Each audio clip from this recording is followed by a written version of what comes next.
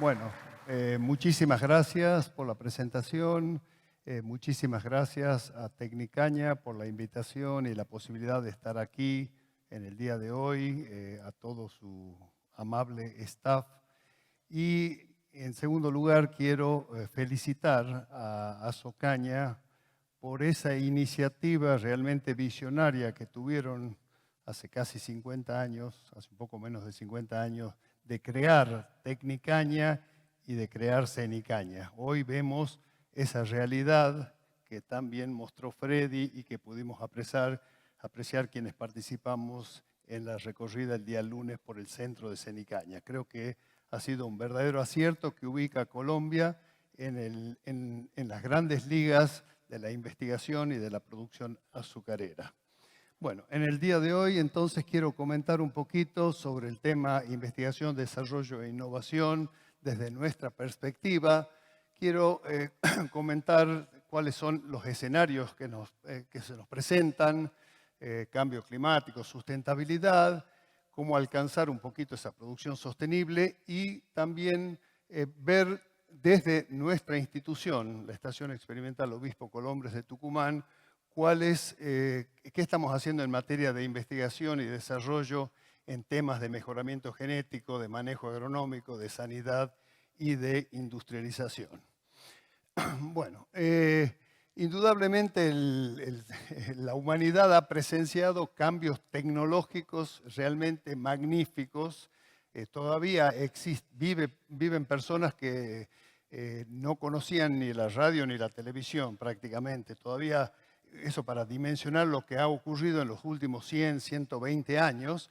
Y eso, toda esta evolución que ha sostenido la sociedad, se ha basado en la aplicación de tecnologías. Esas tecnologías surgen a partir de, gran mayoría de ellas, a partir de investigaciones científicas, de investigaciones aplicadas y de los consecuentes desarrollos tecnológicos que se van aplicando.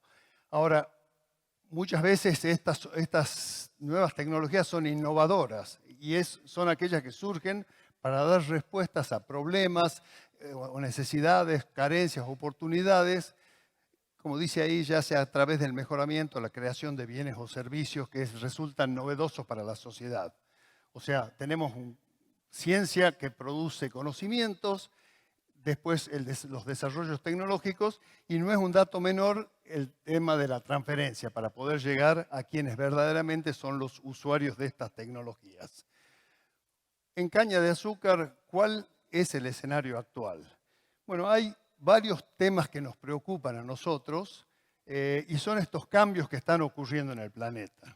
Acá tenemos 4 grandes drivers que son centrales para asegurar que vamos a poder seguir produciendo en forma sostenible y poder mantener la humanidad en forma sostenible. Cambio climático, aumento de población, contaminación ambiental y degradación de los suelos. Todos estos factores interactúan entre sí y sobre esto tenemos que estar trabajando nosotros. Aumento de la población, bueno, se calcula que ya a fines del siglo actual vamos a llegar a los 11.200 millones de personas. Todo esto crea una presión, no solamente en cuanto a seguridad alimentaria, sino también crea problemas ambientales. Y así difícilmente podamos llegar a cumplir con estos objetivos del desarrollo sostenible que nos marcó hace 7 años en Naciones Unidas. El tema de degradación de los suelos, bueno, la agricultura es de por sí, va a causar degradación. Tenemos 1.500 millones de hectáreas cultivadas en el mundo, que son casi el 12% de la fracción de la tierra que no está ocupada por hielos, y en ellas se va produciendo degradación por diversas razones, como labranzas, cultivos, suelos con pendientes, monocultivos, en fin, diferentes prácticas, y que van a terminar causando pérdidas en estos suelos agrícolas. Se calcula que se pierden por erosión 2 a 5 millones de hectáreas y que el 23% de las tierras agrícolas del mundo ya están degradadas. El tema de cambio climático, bueno, se viene hablando mucho, vamos a tener en este congreso una presentación plenaria sobre el tema. Son todas las consecuencias de esta actividad humana que está causando una serie de cambios en la atmósfera y va modificando el clima. Estas son causadas no solamente por factores internos, digamos, de antropógenos, sino también por algunos factores externos. ¿Y esto cómo se lo mide? Bueno, aumento notable, ya conocemos y hemos escuchado hablar mucho del aumento en las emisiones de los gases de efecto invernadero. Y bueno, tenemos quema de combustibles, cambios en el uso de la tierra, todo esto nos está trayendo algunos problemas. En Argentina, por ejemplo, ya es evidente los aumentos de temperatura promedio en lo que es el noroeste y nordeste del país, el retroceso de los glaciares. En la actualidad, en estos momentos, en la Pampa húmeda, que es la región más rica de Argentina, tenemos una sequía, la peor sequía estival de los últimos 30 años. Solamente en 4 de estos últimos 30 años, las precipitaciones estuvieron por arriba del promedio. O sea que venimos hacia una sequía creciente. Bueno, y también se espera el retroceso de caudales. ¿Cómo va a cambiar el clima en el futuro? Bueno, va a aumentar la temperatura. Hay grandes esfuerzos en mantener esta temperatura, el aumento de la temperatura menor a 3 grados centígrados. Hay todo un esfuerzo que se está haciendo, pero ya esperamos el nivel del medio del mar aumente, esperamos aumento en la frecuencia de olas de calor, ciclones, periodos de clima muy inestable. Disminución de la cubierta y del hielo marino también. ¿Cuáles son los impactos que ya hemos observado? Bueno, a nivel regional a veces resulta difícil distinguir lo que es el cambio climático de lo que es la variación normal del clima. Pero lo que sí es indudable que uno ya puede estar midiendo es esa reducción en el manto de nieve y en las superficies heladas. Y también ya cambios en las migraciones y en el área de distribución geográfica de ciertas especies. Y también ya totalmente registrado el aumento justamente de la concentración de los gases de efecto invernadero que, por ejemplo, en ese periodo de 35 años, casi entre 1970 y 2004, aumentaron un 70%. ¿Cuáles son los cambios que uno espera a futuro y en el cual nosotros tenemos que prever nuestra producción de caña de azúcar? Bueno, esperamos también de vuelta cambio en los niveles de precipitaciones, en los regímenes de temperatura, el riesgo de sequía, la extinción de las especies. Y vemos que la mayor vulnerabilidad va a estar en lo que son las poblaciones de escasos recursos. Que justamente, qué paradójico, ¿no? Que justamente las poblaciones de escasos recursos, que son las que menos contribuyen al efecto de gases de invernadero y menos contribuyen al cambio climático, van a ser las más afectadas. Bueno, probablemente tengamos al comienzo algunos cambios positivos, aumentos en la productividad, sobre todo en ciertos cultivos, sobre todo si la temperatura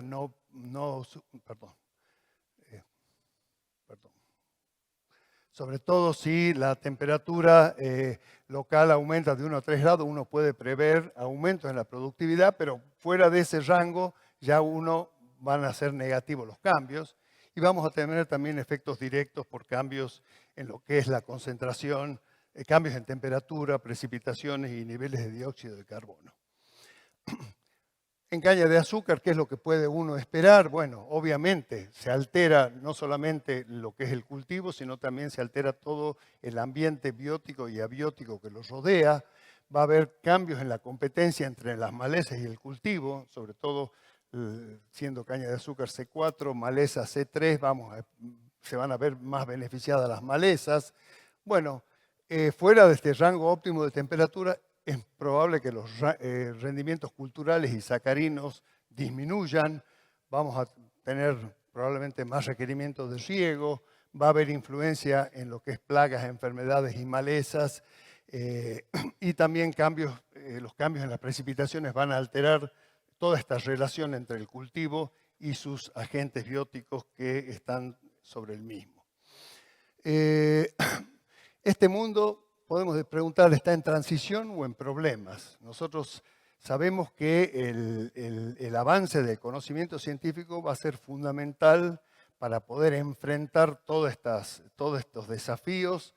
Sabemos que en este escenario el factor conocimiento va a predominar sobre factores tradicionales como son el capital y el trabajo, pero también va a requerir un compromiso por parte de la sociedad. Tiene que haber un compromiso en lo que tiene que ver con esa relación entre economía, naturaleza y medio ambiente.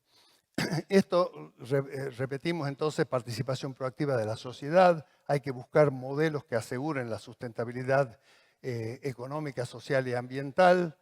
Vivimos en una época de una gran revolución de conocimientos biológicos, en biotecnología, informática, nanotecnología.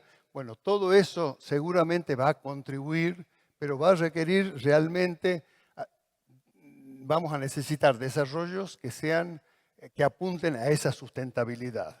Y acá es donde cobra importancia el tema de la bioeconomía, que es realmente el aprovechamiento de toda esta masa vegetal y de recursos vivos, ¿no? Y también se plantea el tema de lo que es la economía circular, ¿no? La economía circular es aquella que nos va a garantizar un poco, porque va a permitir el aprovechamiento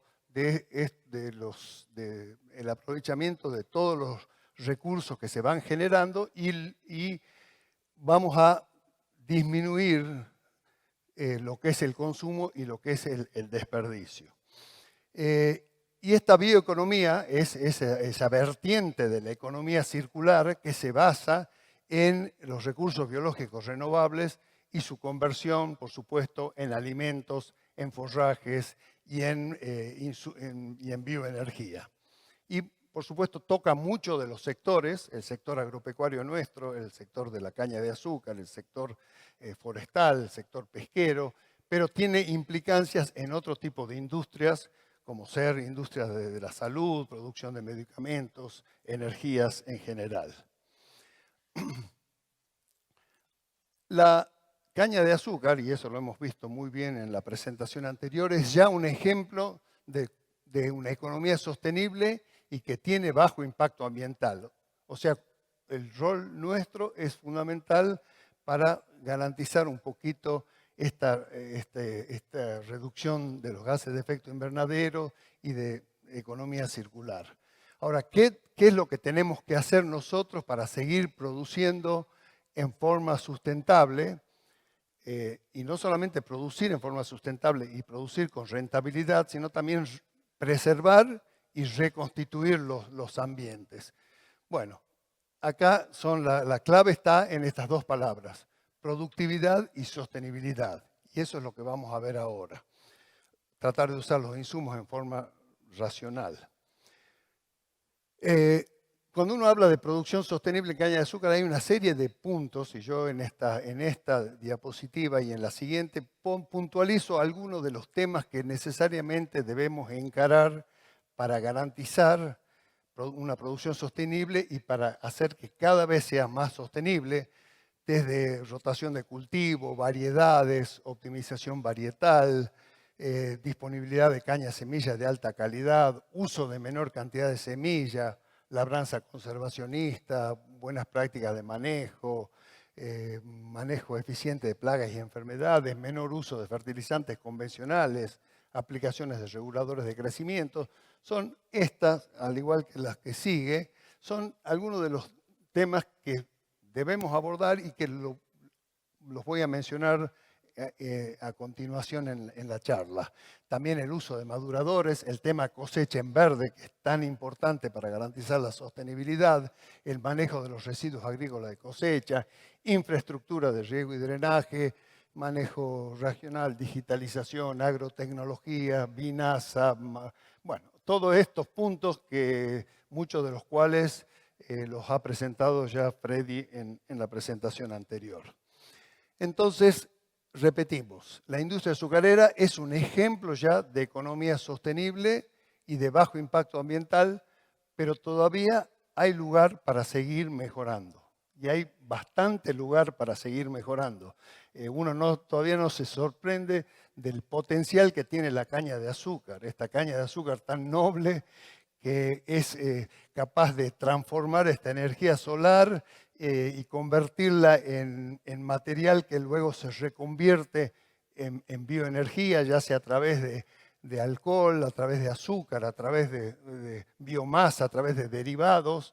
Entonces, realmente tiene, además de la caña de azúcar, además de un valor productivo, tiene un valor social muy importante. Bueno, ¿cómo hacer para seguir acelerando estas transformaciones? Y eso lo vamos a hacer a través de la investigación científica, a través de los desarrollos tecnológicos.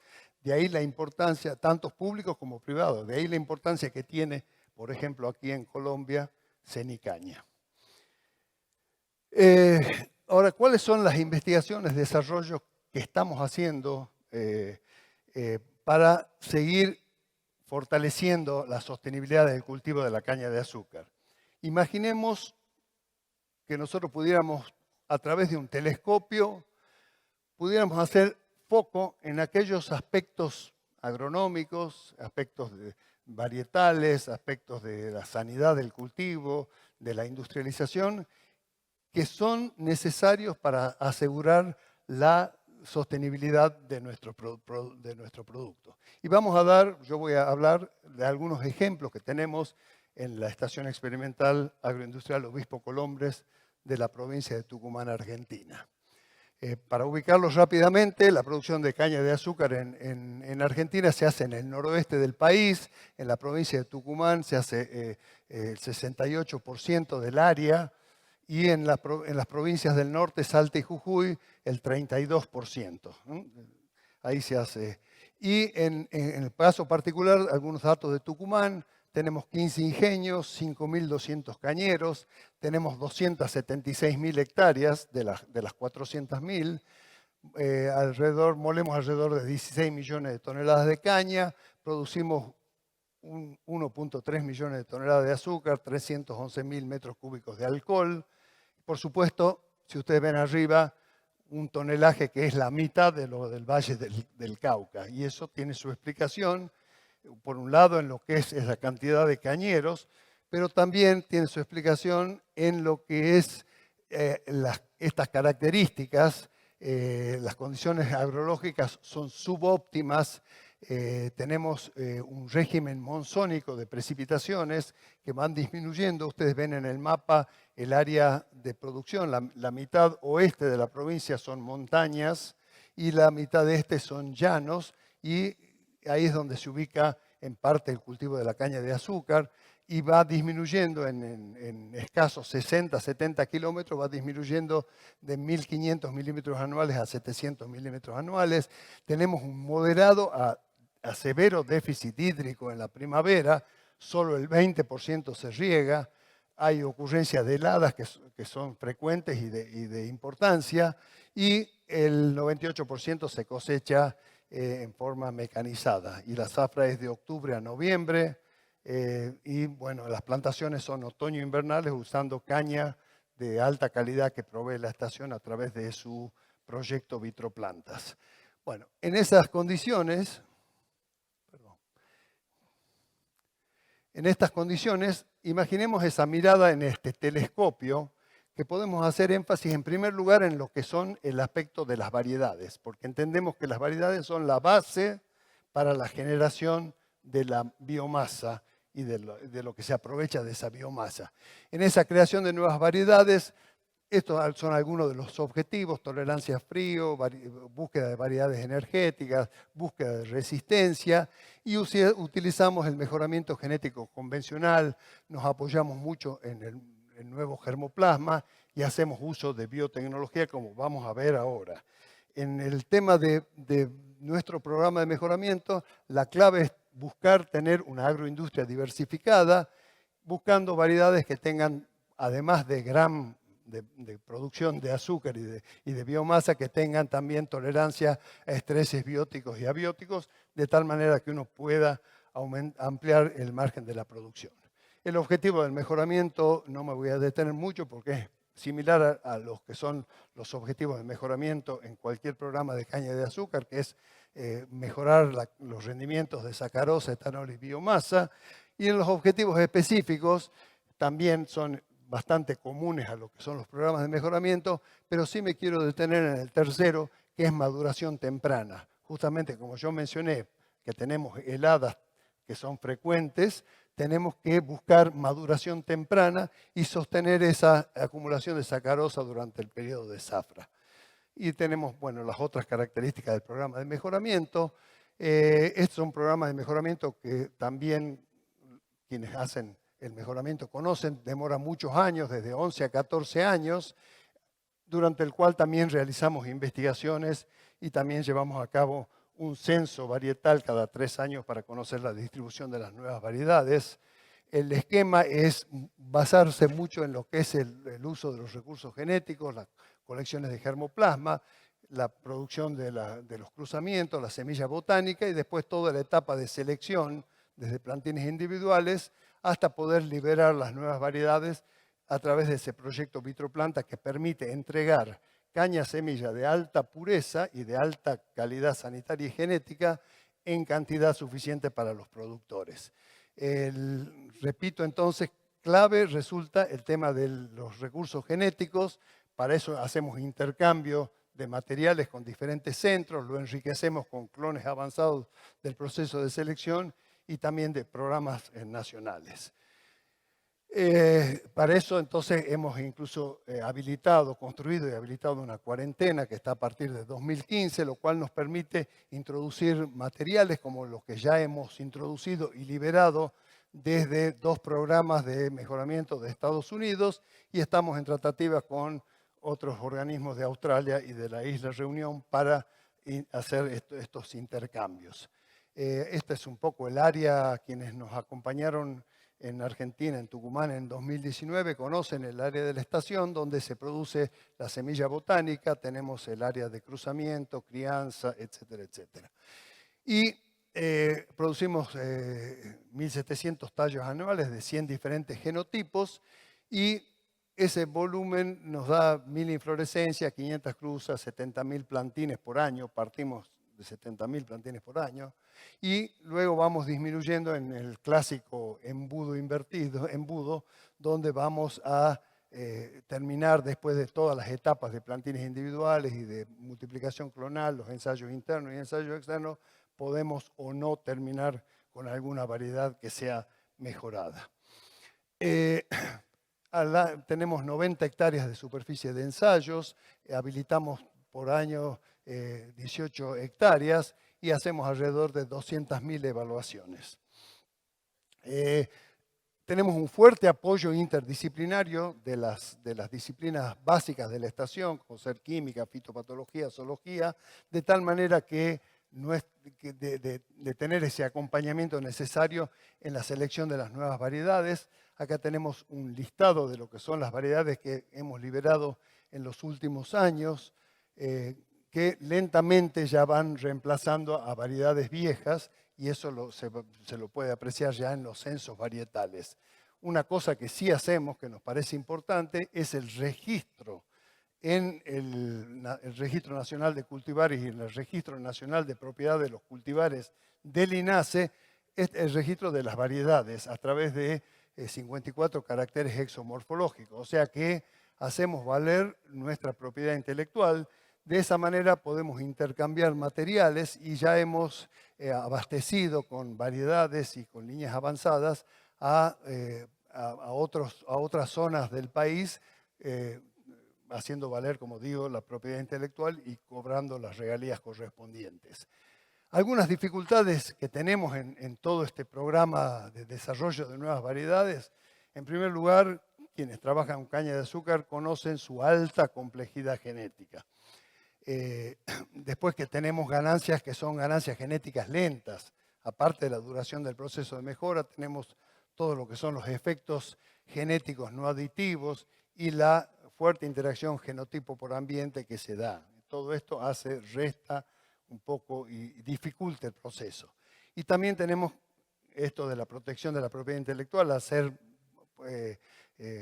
al propagarse clonalmente, lo mismo que las variedades autógamas en otras especies, resulta difícil proteger esa propiedad intelectual y eso también impide que haya actividad privada o empresas que se dediquen al mejoramiento de caña de azúcar. Y sabemos que cada vez que hay más empresas o más instituciones dedicadas, hay una competencia que va enriqueciendo y va probablemente estimulando que haya cada vez mejores variedades. Bueno, este tema de la protección de la propiedad intelectual es un tema que hay que considerarlo. ¿Cuáles son las acciones y herramientas entonces que van a favorecer el desarrollo de cultivares? Ya hemos dicho la importancia que tiene el tema de germoplasma y de los progenitores, que pueden ser clones elite, pueden ser material salvaje emparentado. Nosotros hacemos introgresión y también hacemos lo que llamamos pre-breeding, en donde vamos preparando aquellos materiales que vamos a cruzar. De esa manera podemos incorporar genes buscando estos caracteres que son resistencia a enfermedades, producción de energía, adaptación a ambientes con limitantes. También usamos lo que son las herramientas biotecnológicas, la selección genómica que ya mencionó Freddy, esta relación, buscamos darle valor genético al individuo en función de la relación que existe entre los marcadores moleculares y los valores fenotípicos que se recogen. También hacemos transgénesis, como ya veremos en un minuto, y el tema de edición génica. Transgénesis es inserción de un gen y transgénesis es ya tocar alguna base dentro de una secuencia específica del genoma. ¿Qué otras herramientas uno podría disponer para mejorar el mejoramiento? Lo que llamamos fenotipado de alto caudal a través de estos micro-NIRS que son, o también a través de plataformas de fenotipado que permiten obtener gran cantidad de información en forma no invasiva. Obviamente que todo esto genera una gran cantidad de datos que formar parte de lo que llamamos Big Data y lógicamente requiere otro tipo de análisis. En temas de investigación, como dije yo, estamos trabajando mucho con lo que es la selección genómica, la obtención de estos marcadores moleculares. Hemos evaluado la eficiencia de la selección genómica utilizando diferentes poblaciones, colecciones de germoplasma por un lado, clones en etapas tempranas de selección y clones avanzados. Y lo hacemos para diferentes caracteres de interés y también para diferentes modelos, utilizando diferentes modelos estadísticos. El tema de marcadores moleculares también es importante para identificar genes o secuencias del genoma asociadas a resistencia a enfermedades. Por ejemplo, lo hemos utilizado en el caso de roya marrón para identificar genes que no son el BR1, que es el más difundido, que están presentes en algunos de los cultivares locales nuestros de caña de azúcar. También lo utilizamos para estudios, marcadores moleculares para estudio de la diversidad genética en el banco de germoplasma y también hacemos análisis comparativo utilizando, haciendo este tipo de estudios en bancos de germoplasma de otros programas de mejoramiento. Entonces es importante la comparación de esa diversidad genética para favorecer luego los cruzamientos. Otras aplicaciones de marcadores moleculares dentro del programa es, por un lado, lo que es el diagnóstico molecular de patógenos y también el tema de la identificación varietal. Tema de transgénesis, la estación viene trabajando hace muchos años en este tema. De hecho, en 2015 arribó a un cultivar resistente a glifosato que pasó por todas las etapas del proceso de desregulación, en lo que es CONAVIA, Comisión Nacional de Biotecnología Agropecuaria, SENASA, Servicio Nacional de Inocuidad y Calidad Agroalimentaria, y la Subsecretaría de Mercado, pero el sector industrial azucarero dispuso que no sea liberado. Por lo tanto, nosotros ahí paramos, a pesar de que esta variedad fue registrada en el Registro Nacional de Cultivares. Sin embargo, ese mismo sector azucarero que no quiso liberarla por cuestiones comerciales, nos insta a seguir trabajando. Por eso tenemos actualmente otros proyectos que están bastante avanzados en ejecución, que es la tolerancia a estrés bióticos, plagas en el caso de diarrea y herbicidas seguimos, y después tolerancia a estrés abiótico como sequía y sales. También tenemos un programa de edición génica donde estamos trabajando en mutaciones en los genes ALS para obtener resistencia a herbicidas en esta variedad tucumana 0312. Esta enzima, acetato-lactazo sintasa, cataliza la biosíntesis de ciertos aminoácidos que son fundamentales para la planta y que es inhibida por varios herbicidas. Entonces lo que estamos haciendo ahora es tocar, algunos haciendo mutaciones para volver en efectiva a esa enzima. Y ustedes ven acá, esta foto es del viernes pasado, donde las fotos de los dos tubos de la izquierda son plantas editadas genéticamente, donde en principio están soportando bien la presencia del herbicida en el medio. Y por supuesto también hacemos caracterización de nuestros cultivares TUC para distintos caracteres de calidad azucarera, como por ciento caña, sacarosa real, azúcares reductores, etcétera, etcétera. También hacemos la caracterización de los nuevos cultivares en función de lo cual es su reacción a madurantes y a herbicidas. Y también valoramos la calidad energética de estas nuevas variedades por la calidad energética del residuo agrícola de cosecha que dejan. Y también trabajamos en cómo reaccionan estos nuevos cultivares con los bioproductos. La estación nuestra trabaja fuertemente con algunos bioproductos, como ser ese de la derecha de su pantalla, el Howler, que es un biofungicida que ya está licenciado comercialmente. Bueno, así como ese, hay otros bioproductos y queremos conocer también la reacción de los nuevos cultivares a estos bioinsumos. Eso en cuanto al mejoramiento varietal. Si ahora el telescopio lo enfocamos en el tema, o sea, ya tenemos el potencial genético para producir biomasa y producir los productos que queremos, ahora, ¿cómo es el manejo agronómico que requerimos? Bueno, acá nos imaginamos, por supuesto, todo lo que necesitamos trabajar en función de la longevidad del cañaveral, de la nutrición, la fertilización, la ecofisiología y la caña ya mucho más mirando hacia el futuro, la agricultura por sitio específico, el aprovechamiento total del RAC, biocombustible, hotspot, en fin. De estos puntos solamente me voy a referir a dos de ellos.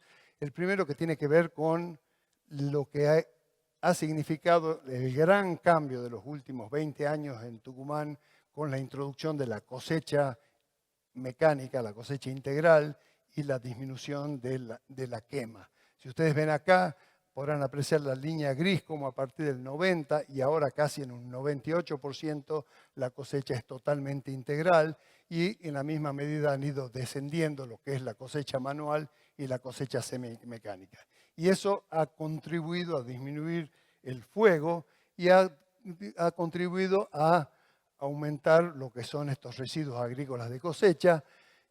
Esto, por supuesto, al no quemar tenemos un menor daño ambiental, menor impacto en la comunidad, que la presión era muy fuerte, menores pérdidas de azúcar, menor deterioro por estacionamiento, mayor flexibilidad de la cosecha y, por supuesto, además ya los beneficios específicos que tiene estos residuos agrícolas de cosecha. Esto ha implicado un cambio fundamental, un nuevo sistema productivo y que además de ser sustentable del medio ambiente, como digo, ha permitido trabajar con estos residuos agrícolas de cosecha. Hemos tenido que ver si esa cobertura iba a ser total o parcial, si iba a haber que incorporarlo o si se lo puede recoger y aprovecharlo en función para obtención de energía o bien otros usos como alimentación animal, compostaje, etc. En Tucumán la cantidad de RAC que queda después de la cosecha varía entre 9 y 18 toneladas, de los cuales al finalizar el ciclo agrícola, esa se descompone entre un 45 y un 65%, lógicamente que va a depender de diversos factores, entre ellos temperatura, precipitaciones, etcétera, etcétera, el momento de la cosecha. Bueno, pero para nosotros ha sido fundamental los beneficios en sí agronómicos que tiene el RAC, en el sentido de una menor erosión del suelo, la conservación de la humedad. Hablábamos de ese severo déficit primaveral. Al comienzo de las lluvias, la presencia del RAC permite una menor evaporación de la poca agua disponible o de una mayor infiltración de las primeras lluvias, reduce la temperatura del suelo en los primeros centímetros, va a restringir también el crecimiento de malezas, hay un ahorro en herbicidas, hay un menor ataque de insectos. Nosotros tenemos un insecto, la polilla, el Asmopalpus, que en épocas de sequía produce severos daños, permite anticipar la fertilización.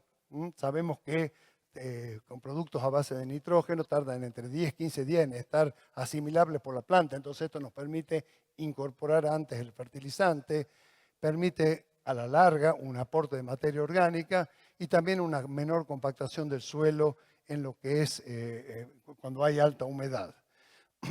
Y fundamentalmente, como digo, nos soluciona el tema de la quema, que es un tema que es altamente preocupante. La quema ha llegado a puntos extremos, a que el gobierno provincial prohibió la quema en el 2004. Hoy, como digo, el 98% se cosecha en verde, pero sin embargo todavía sigue existiendo quemas, especialmente de lo que son los residuos agrícolas de cosecha. Y esto tiene que ver también con una alta densidad poblacional y una cierta cultura piromaníaca de la gente que le encanta prender fuego por cualquier cosa. Así que, consecuentemente, siguen existiendo estas quemas.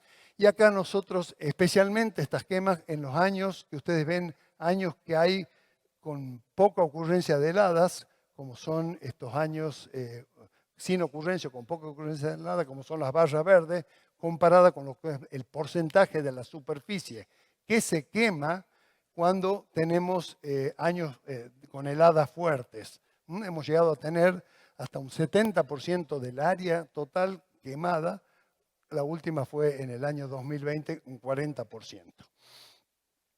Por eso una de las innovaciones que introdujimos fue el tema de la certificación Local Gap para caña de azúcar sin uso del fuego.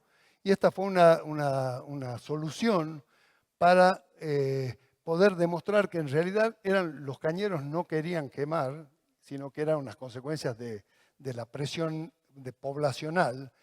Eso es un esquema voluntario, es aceptado por el gobierno de tal manera que con estas certificaciones el productor puede demostrar que no hizo el fuego y evita las multas que pone el gobierno. Está avalado por Global Gap y es el primer programa específico para caña verde o producción de azúcar sin quema. La norma se divide en 3 módulos. Lo importante es que el módulo de caña verde Tucumán se va a evaluar los riesgos de incendio en cosecha, hay instrucciones, hay capacitación en el manejo del uso del fuego, hay un registro de capacitaciones, tiene que haber rastreado de callejones bajo líneas eléctricas, tiene que haber evidencia de rastrojo, en fin. Eso es muy importante.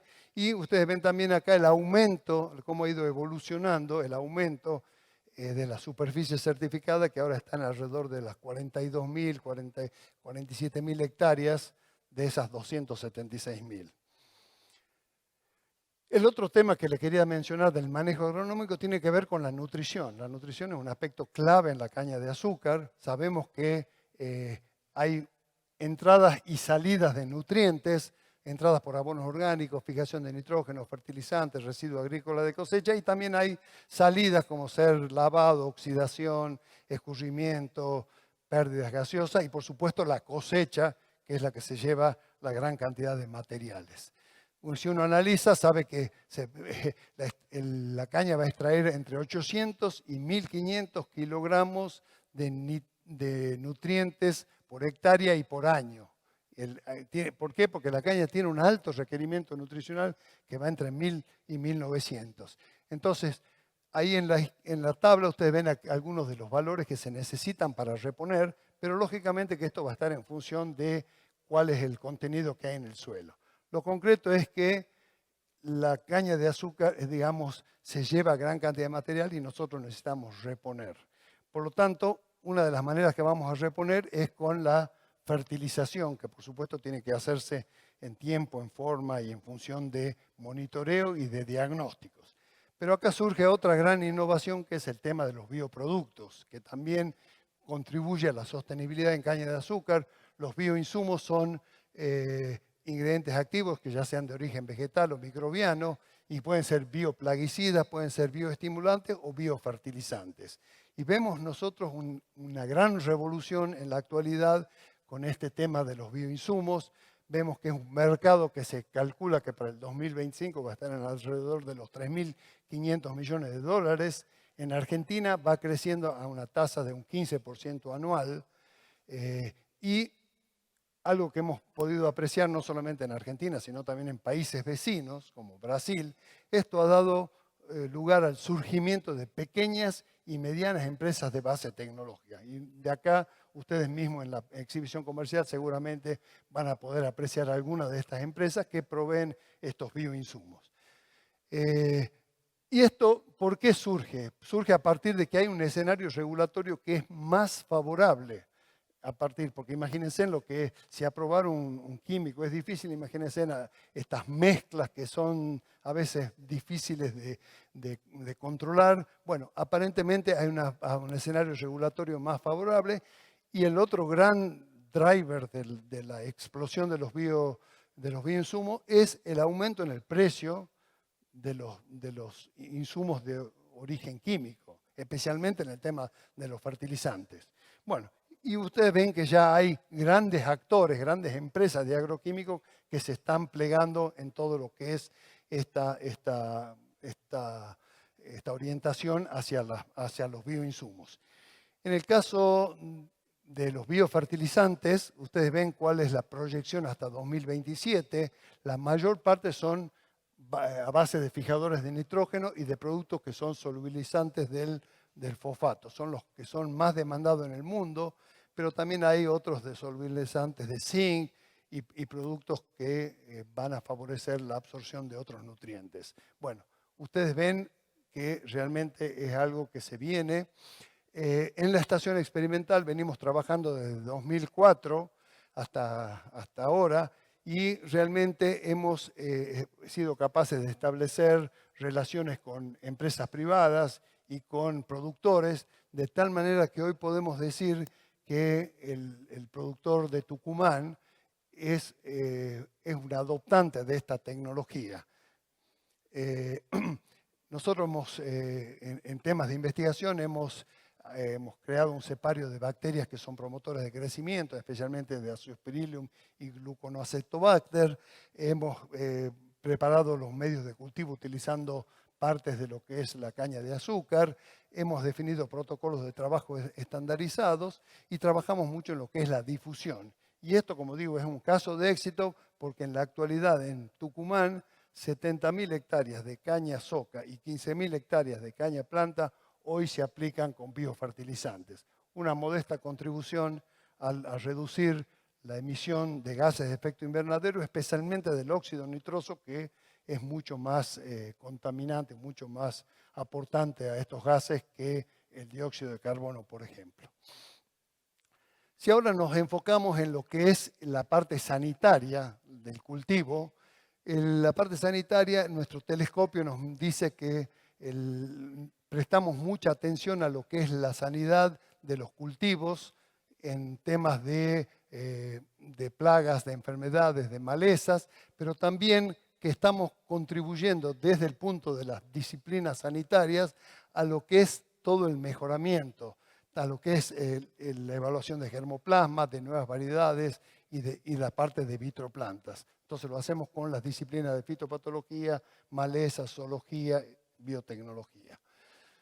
En el tema de enfermedades, estas son las enfermedades más comunes en los cañaverales de Tucumán, pero me voy a detener en quizás la menos importante de las cuatro, que es el carbón, porque acá en lo que es el carbón hemos visto el impacto que tiene el cambio climático, lo estamos viendo. Esta es una enfermedad que se ve favorecida por días cálidos, con baja humedad relativa, y lo que hemos visto en las sucesivas prospecciones que venimos haciendo anualmente es que ha habido un aumento bastante notable y la presencia del carbono en variedades donde hasta entonces no la tenían.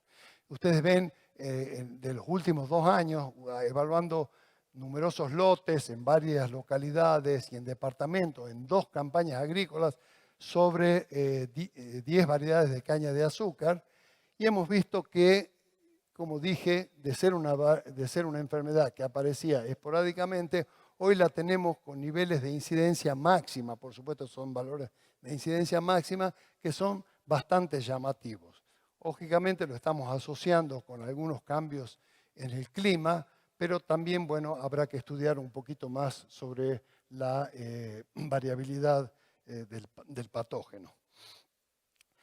También en el tema de sanitario, lo que hacemos en nuestro proyecto Vitroplanta, que es este esquema de multiplicación y entrega de variedades a través de saneamiento por micropropagación y un esquema de multiplicación en semilleros, introducimos, por supuesto, evaluamos la parte sanitaria a través de métodos moleculares, tanto desde el inicio en las plantas dadoras de medistema como en las líneas micropropagadas, y lo hacemos a través de diagnósticos moleculares por PCR y PCR en tiempo real de variedades que son de origen virósico y bacteriano. También en el caso ya en la etapa final, que son los semilleros básicos, semilleros registrados, evaluamos a través de serología, evaluamos la presencia de escaldadura y de raquitismo de caña soca. En el caso de insectos, mencionar de vuelta lo que yo dije acá, el caso del Asmopalpus lignocelo, que es un insecto cuya larva produce pérdidas que pueden llegar a ser totales en las nuevas plantaciones y que se ven favorecidas justamente por esa sequía primaveral y cuando no hay rastrojo. En cambio, cuando hay rastrojo, esta enfermedad disminuye drásticamente, puede aumentar la que está en primer término, pero no es tan importante. Y donde sí la plaga que es clave a través de todo el ciclo es Diatraea saccharalis. Nosotros llevamos a cabo muchos estudios sobre Diatraea, fundamentalmente estudiando cuál es la intensidad de infestación y mostrando cuál es la pérdida estimada en toneladas de azúcar, que puede llegar a casi 70.000 toneladas de azúcar por la presencia de este insecto. Por eso es que estamos haciendo este tipo de estudios. Allá abajo ven lo que mencioné yo, la transformación genética, introduciendo genes de resistencia para estos insectos, y también una serie de estudios que tienen que ver con determinación de pérdidas, técnicas de monitoreo, control biológico, manejo cultural con distintas maneras para reducir la presencia de la plaga y estrategias de control químico. En el caso de control biológico, trabajamos en lo que son parasitoides de huevo como trichograma, haciendo múltiples estudios. Y en el caso de lo que son parasitoides larvales, con estos otros Vilea y Genea, también procurando un manejo más sustentable de la plaga. Y en el caso de control químico, ven la diferencia que hay entre testigo aplicado y no aplicado, hacemos diferentes tipos de estudios y mostramos que podemos tener ganancias en bolsas de azúcar entre 5 y 12 bolsas por hectárea. En el caso de lo que son las malezas, también le prestamos mucha atención, obviamente, son factores bióticos a considerar.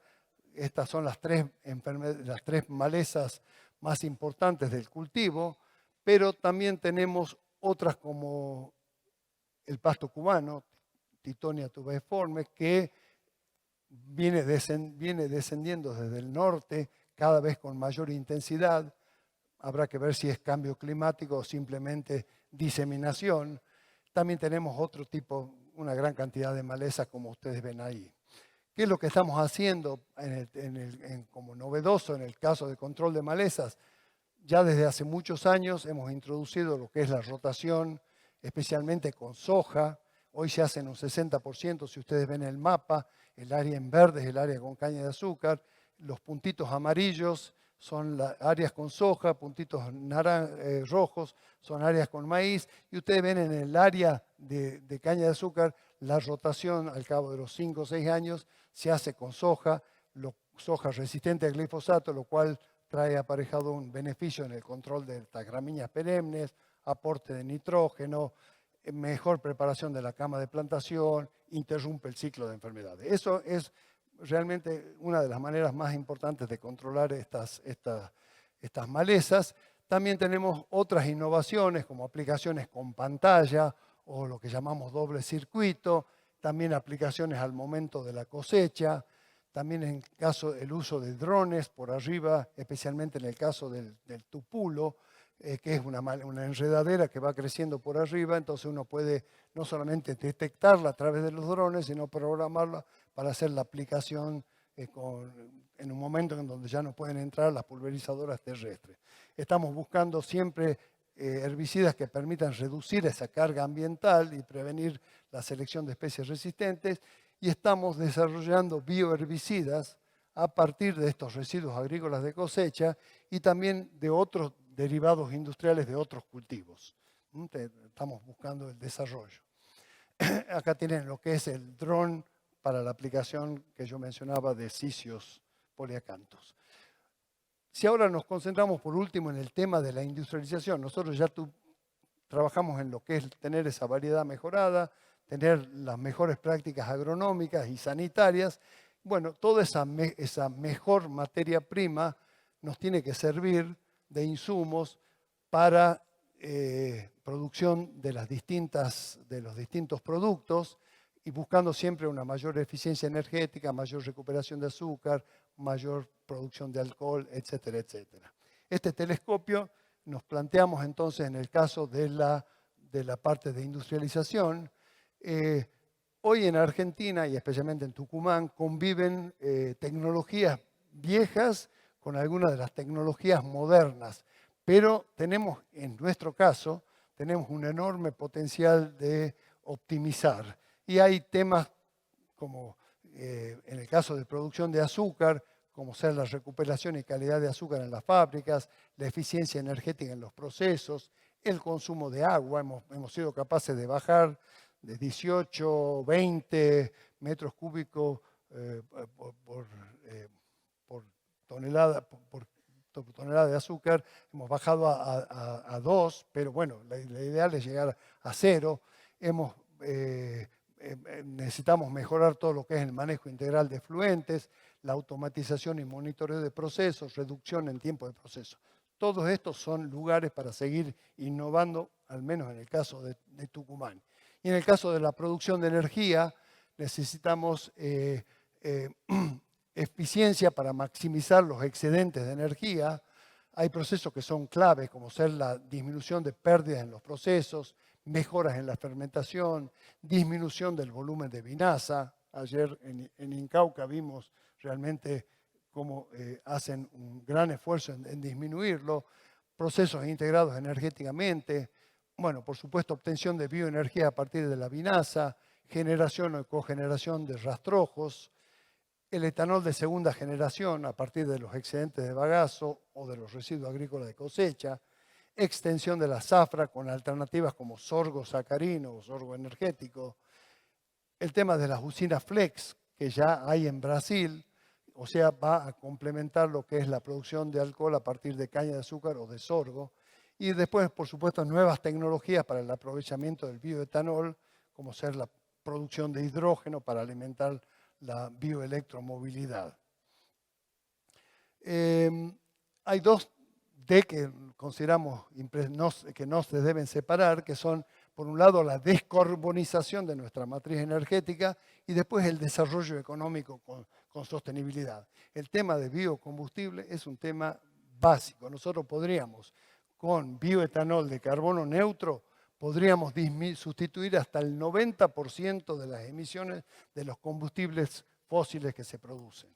Sin embargo, uno a veces no se explica por qué todavía seguimos quemando y todavía seguimos invirtiendo en extracción de estos combustibles fósiles. Lógicamente que para aprovechar esto hay que ampliar el mix obligatorio, por supuesto con también la tecnología flex junto con la electromovilidad, y también tiene que haber facilidades para reconvertir los vehículos. Un tema no menor es el tema de los análisis de ciclo de vida y las huellas ambientales, como la huella del carbono, la huella del agua, que van a promover mejoras en las cadenas involucradas. Y nosotros lo hemos visto acá, tanto los estudios en Cenicaña como en los ingenios, la preocupación que hay por trabajar disminuyendo estas huellas y haciendo este tipo de análisis de ciclo de vida, que hoy no solamente es una responsabilidad empresaria, sino también es un requerimiento de los mercados. Brevemente, el tema de biogás, nosotros venimos trabajando desde hace más de 13 años en la digestión anaeróbica de efluentes y residuos orgánicos, buscando producir, metanizar la cachaza y combinaciones de vinaza con cachaza, estudiando cómo es la biodegradabilidad anaeróbica y la cantidad de metano que se obtiene y cómo evolucionan estos lodos anaerobios. Eso en tema de biogás lo estamos haciendo a escala piloto, todavía no hay grandes plantas industriales, creo que no hay tampoco en Brasil. Y el tema de compost, que por supuesto lo hemos visto que también se maneja acá, utilizando cachaza, vinaza y otros residuos. Y por último llegamos a lo que son estas estructuras. Nosotros hemos ido evolucionando tecnológicamente, mejorando la eficiencia mecánica, química, energética de los procesos, y esto nos permite llegar a tener estructuras que sean verticalmente integradas para aprovechar mejor nuestra biomasa. Algunos de los beneficios que va a tener producir más de estos productos va a ser reducir la oferta de azúcar, con lo cual se equilibra la oferta y la demanda, no vamos a depender de un solo producto, incrementamos los ingresos y ganancias y aumentamos lo que es la sostenibilidad empresarial haciendo pleno uso de la caña de azúcar. En Tucumán y en Argentina lo que se produce a partir de esto, como productos actuales, tenemos azúcar, bioetanol de primera generación, papel, fertilizantes, levaduras, energía eléctrica y biogás, pero a baja escala. Y a la derecha están los futuros productos potenciales, o sea, seguir con este bioetanol de segunda generación, otros fertilizantes, energía eléctrica y biogás a mayor escala, y por supuesto todo lo que tiene que ver los productos derivados de la alcoquímica y de la sucroquímica, que hemos visto, y lo hemos visto también acá, y lo vamos a seguir viendo en este congreso, que hay un enorme potencial de avanzar para generar lo máximo posible a partir de estos productos. Solamente los ingenieros azucareros en Argentina tienen gran experiencia en lo que es bioelectricidad y lo que es bioetanol. Eso como. Y solamente los bioplásticos y los biocombustibles tienen un mercado de tamaño similar al del azúcar. Por supuesto que como vemos y como se están estudiando en muchos sitios, hay numerosas alternativas posibles, pero hay en general bajo conocimiento de las tecnologías existentes y de los mercados, que no es un tema menor. Por suerte las fábricas son fácilmente reconvertibles, no hay que hacer grandes inversiones para generar estos nuevos productos, los cuales estos nuevos productos tienen que ser elegidos con ciertos criterios, ¿no es cierto? Podemos buscar grandes volúmenes y bajo precio o pequeños volúmenes que sean de alto valor. Va a depender del mercado que se pretende intervenir. Y bueno, tenemos numerosos biopolímeros, biofertilizantes, bioplásticos, alimentos prebióticos, ácidos orgánicos, etcétera, etcétera. Y por último, ya llegamos a esta mirada integral de este telescopio, en donde hacemos una mirada en el devenir productivo de la caña de azúcar, y esto nos permite identificar y relacionar estos elementos que tienen que ver con la sostenibilidad. Vemos mojones y señales en la ruta del conocimiento hacia una mayor productividad y una mayor sostenibilidad. Algunos de estos mojones, algunas de estas señales ya se vienen aplicando, se vienen haciendo, pero todavía se puede profundizar y se pueden perfeccionar. pero hay otras que realmente en este gran ecosistema de la investigación, de los desarrollos tecnológicos y de la obtención de soluciones mejoradas, en este gran escenario confluyen la mirada de diferentes disciplinas que están todas orientadas en un mismo sentido y buscando la mejor producción. Así tenemos a lo largo de estos 4 ejes que vine presentando, necesitamos variedades que sean competitivas y que se adapten a los diferentes contextos y a las industrias a las cuales van a contribuir. Necesitamos un manejo agronómico que sea eficiente desde la producción de la caña semilla hasta la cosecha en verde. Necesitamos un manejo fitosanitario que también sea sostenible.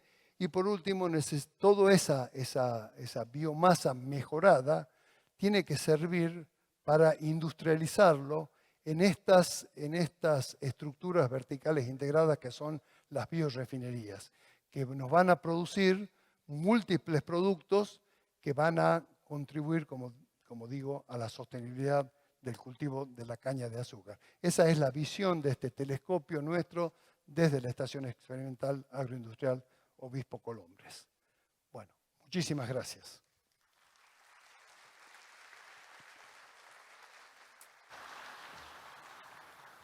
Doctor Daniel, muchísimas gracias por su excelente presentación. Realmente ha sido un recorrido muy completo sobre lo que ustedes tienen en la estación de investigación.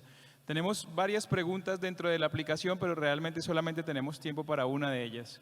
Y la pregunta que he escogido, basado en el pilar central que hemos tocado el día de hoy en ambas presentaciones, que es la sostenibilidad, es la siguiente. Dice, ¿qué iniciativas, políticas o proyectos tienen definidos desde campo y fábrica actualmente en el sector agroindustrial de la caña de azúcar en Argentina para mitigar los efectos en el cambio climático? Perdón.